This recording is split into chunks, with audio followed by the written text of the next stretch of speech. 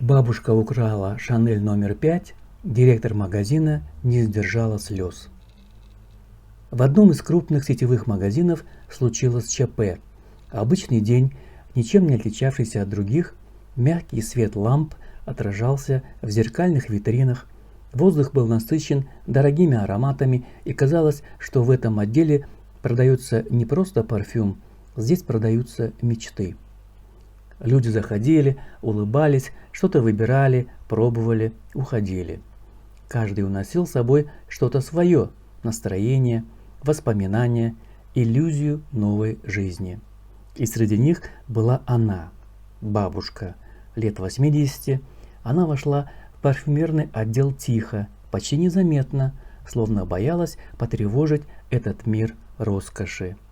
Беленькая, аккуратная, в белом платочке с кружевами, который был завязан так бережно, будто это был не просто платок, а память о чем-то важном. Ее пальто было стареньким, но чистым. Руки тонкие, с выступающими венами, чуть дрожавшие от возраста или от волнения. Она не ходила по магазину, не смотрела на витрины, как другие. Она сразу остановилась у одной открытой стеклянной витрины перед флаконом духов. Шанель номер 5. Она стояла долго, очень долго. Смотрела так, будто перед ней было не стекло и не духи, а вся ее жизнь. В ее памяти всплывали образы. Молодость. Она еще просто Аня. Тихая библиотека, запах книг, скрип половиц, чужие судьбы в чужих романах и своя, скромная, незаметная.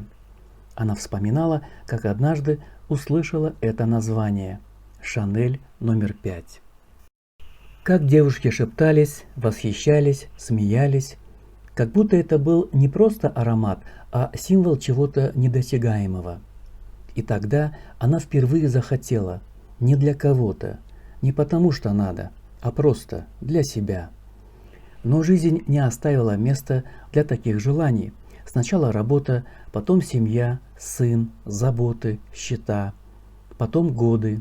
И каждый раз, когда появлялась мысль купить что-то красивое, что-то ненужное, что-то только для себя, она угасала и в душе сжималась. Потому что были вещи важнее, всегда были. И вот теперь она стояла здесь, ей было 80, завтра у нее день рождения, юбилей. И вдруг внутри что-то надломилось, тихо и почти незаметно, как будто вся жизнь, прожитая правильно, вдруг задала себе один вопрос: «А для себя ты когда-нибудь жила?» Она оглянулась. Никто не смотрел, все были заняты собой, и тогда она протянула руку, медленно, осторожно. Флакон оказался в ее ладони.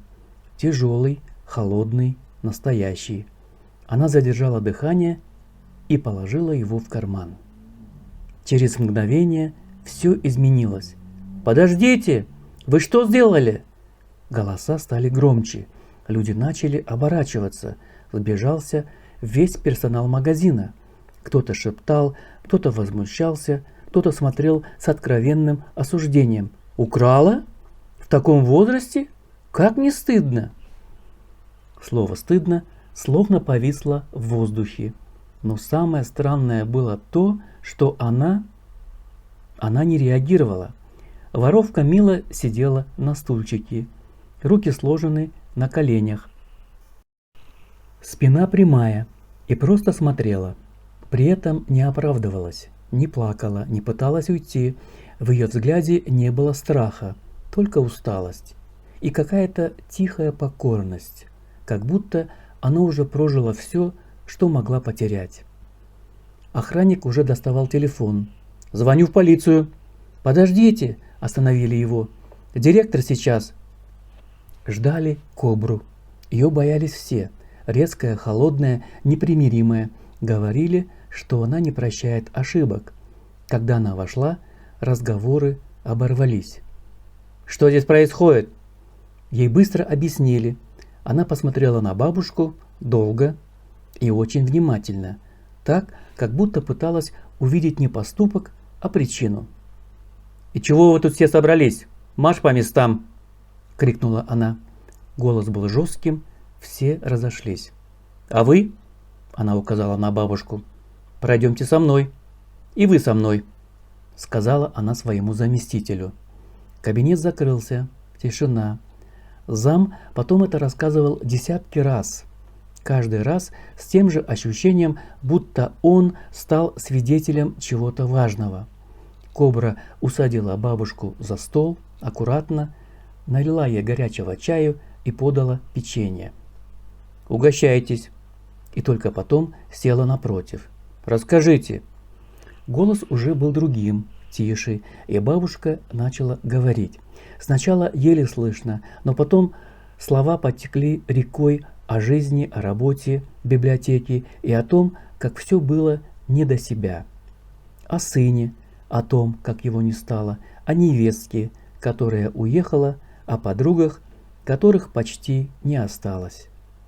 «Есть одна», — сказала она, — «но она не выходит, ноги больные». Зам почувствовал, как у него сжимается грудь.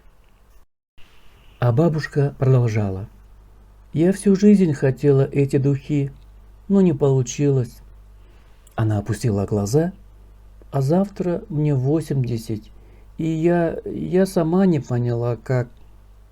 Она замолчала. В кабинете стало так тихо, что было слышно, как тикают часы.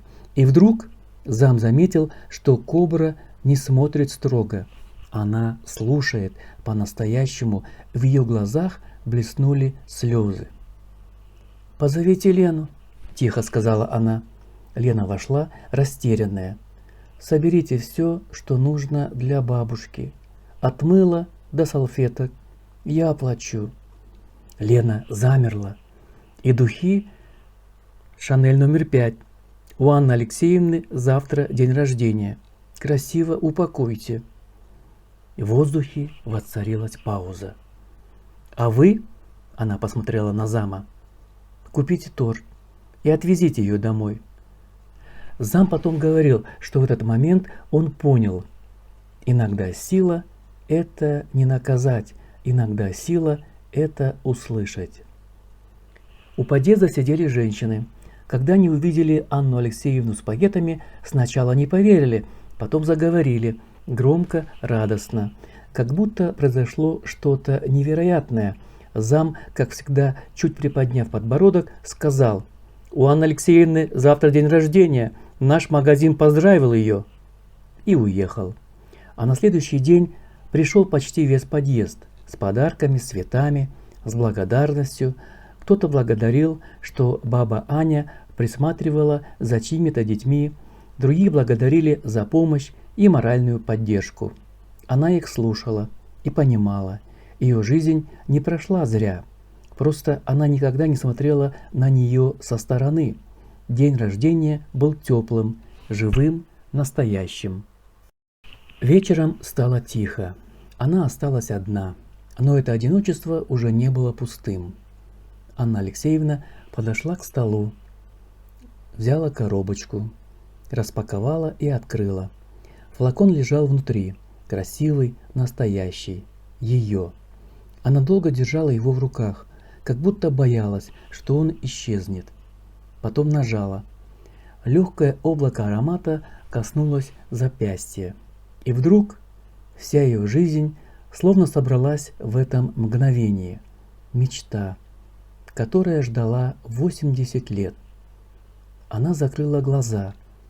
Слезы потекли по щекам. Но это были не слезы боли. Это были слезы, когда сердце наконец-то отпускает все, что держало. Где-то тихо играла музыка. Или это просто было внутри нее. Она легла на диван с флаконом в руке и уснула. Тихо, спокойно, с легкой улыбкой. Шанель номер 5. Иногда мечты не забываются. Они просто ждут всю жизнь.